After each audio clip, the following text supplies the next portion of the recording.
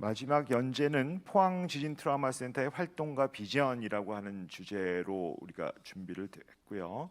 한미경 상임팀장님께서 해주시겠습니다. 한미경 상임팀장님 잠깐 소개드리면 한동대학교 상담심리학과 석사 졸업하셨고 대구대학교 상담학과 박사를 수료하셨습니다. 주요 경력으로 포항 설린대학교 간호학과 겸임교수셨고 현재 포항 지진 트라우마 센터 기획관리팀 팀장으로 계십니다. 부탁드리겠습니다.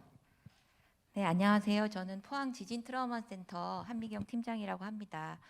또 이렇게 저희 센터를 소개할 수 있는 기회를 주셔서 감사합니다. 우선 저희 센터에 대해서 저희가 또 개별화된 지역에 있는 센터이다 보니까 잘 모르시는 분들이 계실 것 같아서 저희 센터의 그 소개를 잠깐 말씀드리고 활동과 비전에 대해서 말씀을 드리려고 합니다. 2017년 11월 15일 그리고 2018년 2월 11일 혹시 이 날을 기억하시는 분들이 계실까요?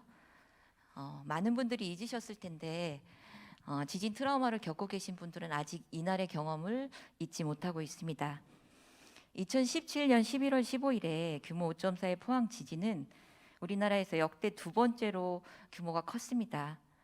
또 다음 해인 2011년에 여진으로는 가장 규모가 컸던 규모 4.8 지진이 또 발생을 했습니다. 두 번에 걸쳐서 지진을 겪은 셈이 되었죠. 큰 지진을. 그래서 포항 지진 지금 한 4년 정도가 지났는데 아직도 심리적으로 힘들어하는 분들이 계실까요? 그러나 놀라지 마십시오. 아직 저희가 만난 분들 중에서 지진 이후로 집안에서 거실을 걸어갈 때 가운데로 걷지 못하고 벽 쪽으로 걸어가시는 분들이 계십니다. 또 어떤 여성분들은 화장실에 갇혔던 경험 때문에 화장실에 들어가서 문을 닫지 못하고 사용을 해야 하는 그런 분들도 계십니다. 또 많은 시민들 중에 여러분들이 작은 진동이나 소리에도 너무 잘 놀라는 과민 증상을 호소하고 계십니다. 처음 지진 때는 생소해서 굉장히 놀랐습니다. 너무 큰 진동, 소리, 막 물건 떨어지는 그런 소리 등으로 굉장히 큰 충격을 받았습니다. 그런데 한 석 달여가 지나면서 조금 잦아드는 것 같아서 마음의 정리를 하고 이제 설명절을 세려고 대피소를 없애려고 준비 중에 있었습니다. 그런데 2018년 2월 11일 새벽 그것도 5시에 다시 또 큰 여진으로 4.6 지진을 겪었습니다. 이때 지진은 그 지진과는 좀 다르게 조금 더 큰 충격이 됐습니다. 왜냐하면 이제 거의 끝났나 보다 했는데 또다시 이렇게 큰 지진이 오다 보니까 이제 언제 끝날지 모르겠다는 이런 불안감이 시민 전체를 엄습을 했습니다. 또 그런데다가 아시는 분들이 있겠지만 처음부터 자연재해냐 인재냐 이런 말들이 있었는데 인재로 밝혀지면서 정부에 대한 원망, 불신 이런 것들이 겹쳐지면서 시민들의 충격과 분노가 컸습니다. 보고 계신 그림은 센터장님께서 직접 그리신 그림인데요. 당시 포항 지진 당시 영남권 트라우마 센터장이셨던 현재 포항 지진 트라우마 센터장이신 이영렬 센터장님의 그림입니다. 앞으로 나오는 직접 그리신 그림들은 다 센터장님 작품입니다. 저희가 직원 교육을 할 때 그림을 그리시면서 많이 설명을 하시는데 이번에도 직접 그림을 그려주셨습니다. 당시에 노란 어린이집 차량이 건물에 파손되는 그런 광경을 보시면서 그 아이들과 학부모들이 얼마나 놀랐을지 그런 것들을 생각을 떠올리시면서 그리신 그림입니다. 피해 현황을 잠깐 말씀을 드리면요. 이재민이 2,030명 발생을 했고요. 전파 즉 완전히 철거해야 되는 아파트와 집들이 671건이었습니다. 그리고 지금 오른쪽의 그림이 모든 그 앞에 그림으로 직접 말씀드렸던 모티브가 됐던 그림입니다. 하여 이제 저희 센터가 이제 설립을 하게 되었는데요. 주민들에게 충격이 굉장히 컸던 것은 이제 정부 조사 결과 계속 유언비어처럼 떠돌아다니던 인재 이런 말들이 정부 조사 결과가 정확히 발표되기를 포항 지진은 자연 지진이 아닌 지열 발전소에 의한 촉발 지진이었다. 이것이 발표되면서 포항에서 그 지진으로 인한 특별법 제정 및 트라우마 센터 건립 등을 요구를 하게 되었습니다. 그래서 트라우마 센터가 설립이 되게 되고 또 특별법이 제정이 되고 또 특별법 안에 트라우마 센터가 운영이 들어가면서 저희 센터가 운영을 시작을 하게 되었습니다. 그래서 이제 드디어 2년여가 지난 지진이 2년여가 지난 2019년 11월 27일에 저희 센터가 이제 싹을 틔우게 포항 땅에 싹을 틔우게 되었습니다. 센터의 위치는 말씀을 드리면 포항에서 이제 지진 피해가 제일 컸던 지역이 흥해읍이라는 지역입니다. 그래서 흥해읍에 상가 건물 2, 3층을 임대를 해서 지진 당시부터 인연을 맺었던 국립부곡병원장을 영임하신 정신건강 전문의 이영렬 센터장님을 모시고 직원 8명과 함께 센터 운영을 시작을 하였습니다. 지진이 발생되고 나서 저희가 2년 정도 지난 다음에 센터가 운영이 되다 보니 물론 기본적으로 심리 지원, 재난 심리 지원을 하게 되지만 그 2년이 지난 다음에 피해자들의 현황이 먼저 궁금했습니다. 그래서 서비스를 진행하기에 앞서서 피해자들의 트라우마 정도가 어느 정도인지, 대상자들이 가지고 있는 문제의 사이즈가 어느 정도인지 먼저 파악하는 정신건강 실태조사를 지진 피해자 중심으로 실시를 해보았습니다.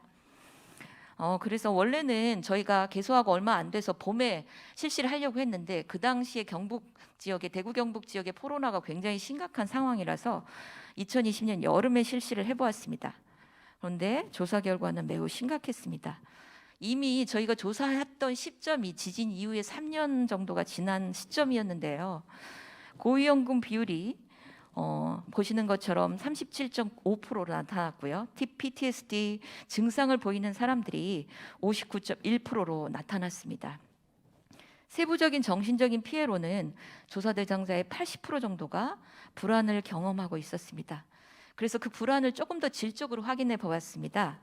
그랬더니 포항 지역이 동해안 바닷가라서 바람이 센 지역입니다. 그리고 한 번씩 태풍의 영향을 받을 수밖에 없는 지역인데 큰 소리가 들린다든지 바람만 세게 불어도 또 지진인가 하는 좋지 않은 일이 또 벌어질 것 같은 예기 불안을 대부분의 안전과 불안, 그 재난에 대한 불안감을 대부분의 시민들이 그 당시에도 가지고 있었습니다. 또 절반 정도는 수면에 어려움을 겪고 있었고 소리나 진동에 매우 놀라는 과민 증상을 66% 정도가 현재 진행형으로 경험하고 있었습니다. 이는 중국이나 일본의 조사 결과보다 더 심각한 수준이었는데요. 아마도 그 이유는 포항 지진은 자연재난이 아니라 인재로 인한 경제적인 손실과 결부돼서 심리적 고통이 심각했고 촉발 지진으로 발표가 됐기 때문에 피해 구제 지원이 제대로 실제적인 도움이 되지 못할 경우 굉장히 정신적 고통이 악화되고 만성화될 우려가 있었습니다. 2016년에 일본의 사례를 보더라도 지진 직후보다 3년여가 지난 시점에서 2차 피해 가능성이 높게 나타났고 또 이런 결과들을 보면서 저희 센터에서는 정신 심리의 영역을 넘어서서 피해 구제에 관한 지원까지 해야 되는 그런 부분까지 관심을 가지게 되었습니다. 2020년 8월부터 2021년 8월까지 포항 지진 피해 구제 접수가 진행이 되었는데 처음에는 심리적인 피해 구제를 전혀 거의 받지 못하는 논외의 일이었습니다. 아시는 것처럼 정신적인 피해 기준을 마련하고 그 인과성을 증명하는 일이 쉽지 않았고 지역사회 정신건강병원에서 거의 별로 관심을 가지고 있지 않아서 저희 센터에서 중심적인 역할을 할 수밖에 없었습니다. 그래서 센터장님께서 정부 조사단과 지속적인 협의를 거쳐서 지진 트라우마에 대한 심리적인 피해 기준을 마련하셨습니다. 슬라이드에 보이는 사진은 혹시 뉴스에서 보신 분들이 계실 텐데 흥해체육관 대피소 사진입니다. 저희 센터가 개소했을 때도 여전히 체육관에 이재민들이 남아 있었고요. 극적으로 지진 후 4년 정도가 지난 작년 10월 19일 날 마지막으로 남아있던 이재민들이 전부 포항시에서 마련한 곳으로 돌아가게 돼서 4년여간 지속된 대피소 생활이 완전히 다 철거가 되었습니다. 그렇게 개소 후에 저희가 1년여를 숨가쁘게 달려오면서 저희 역할이 이렇게 모색이 되게 되었습니다. 이제 4가지 정도로 모색이 됐는데요. 첫 번째는 지진 피해자의 심리 회복을 하면서 플러스 피해 구제 지원을 하게 되었습니다. 그리고 지진과 재난 트라우마 심리 지원 프로그램을 운영을 하면서 또 지진이 지역 사회에서 일어난 포항 지진이 지역 사회에서 일어난 재난이다 보니까 연대 강화 및 공동체 성장 지원 프로그램을 운영을 하였고, 또 부족하지만 저희가 할 수 있는 만큼 지진 등 재난 트라우마에 대한 R&D 연구 개발하는 일들을 역할들을 감당을 하게 되었습니다. 자, 그래서 저희가 2년을 정리를 해봤을 때 이렇게 나무로 한번 다시 표현을 해보았습니다. 이 나무에 보시면 3가지의 중추적인 뿌리가 있습니다. 먼저는 체계적인 평가에 대한 뿌리입니다. 저희가 피해 구제 지원을 위해서 한 것은 아니고, 진짜 트라우마 정도가 어느 게 지진 트라우마가 심각한 것이고 어느 게 지진 트라우마가 어느 정도 심각한 것이 정말 고위험군인지, 이런 체계적인 평가 기준을 마련하고 시스템화하는 작업이 먼저 진행이 됐습니다. 그리고 이를 바탕으로 각 대상자들의 니즈가 다 달라서 그 니즈에 맞게 맞춤형 치유 프로그램을 운영을 하였습니다. 그리고 또 포항 지진이 지역이 전체로 경험한 지진이다 보니까 결국은 한 개인의 회복을 넘어서 공동체가 회복하는 길로 접근하기 위해서 2년 동안 여러 가지 자원봉사 프로그램과 집단으로 치유하는 프로그램을 진행하므로 공동체 회복으로 나아가도록 운영을 하였습니다. 이런 3가지 뿌리를 통해서 지진 트라우마를 겪고 있는 피해자들이 자연적으로 정신적인 부분뿐만 아니라 그 정신적인 그 피해 구제 지원을 받을 수 있는 추가 활동들을 저희가 계속 다음 해인 2020년부터 작년 연말까지 진행을 하였습니다. 자, 그래서 저희 그동안에 저희가 했던 활동 실적을 한번 숫자로 정리를 해보았습니다. 센터의 누적 인원 19,000여 명이 방문을 하셨고요. 14,400여 건의 상담을 진행을 하였습니다. 그리고 저희 센터에 나중에 말씀드리겠지만 치유 장비들이 있는데, 등록자의 평균 등록자들 중에서 평균 10회 이상을 이용을 하셨습니다. 등록 인원은 2,420명이고 여성분이 월등하게 많고요. 말씀드린 대로 저희 센터가 흥해읍이라는 곳에 위치하고 있는데 흥해 주민이 44%를 차지하고 있습니다. 연령대로 보시면 50-60대가 굉장히 많게 나타났는데요. 50-60대가 재난에 취약한 부분들도 좀 있겠지만 저희 센터가 낮 시간에 운영이 되다 보니까 아무래도 50-60대 분포가 많이 높게 나타난 것으로 보입니다. 그리고 저희가 체계적인 평가에 의해서 그 증상별로 분류를 해봤을 때 지진 이외의 상담을 4분의 1 정도 진행을 했습니다. 그리고 지진 상담자 중에서 1,800여 명 중에서 3분의 1 정도가 고위험군 646명의 고위험군으로 나타나서 저희가 처음에 말씀드렸던 실태조사의 고위험군 분포와 매우 일치하게 그렇게 결과가 나타났습니다. 그리고 정신적인 피해 구제 신청을 하신 분들입니다. 이분들이 628명이 신청을 하셨는데 저희 포항 센터와 피해 구제 심의위원회와 포항시가 다 노력을 해서 객관적으로 피해 기준 입증 자료를 만들어서 점수화하고 합산하는 작업을 통해서 정신적인 피해 신청서 접수를 도와드렸습니다. 피해 구제 신청을 하신 분들의 면면을 살펴보았을 때 고위험군 저희 분포와 또 연령대 분포가 일치하는 것으로 보여서 꼭 신청해야 될 분들이 신청한 것으로 보입니다. 이용자 추이를 봤을 때요, 2020년도에 가장 많았고 현재까지 350명에서 450명 정도의 인원들이 센터를 방문하고 계십니다. 자, 그리고 마지막 저희가 활동을 저희가 이제 사진으로 좀 정리를 해보았습니다. 저희 포항만의 좀 특장점이라고 얘기를 한다면 비대면 화상 상담입니다.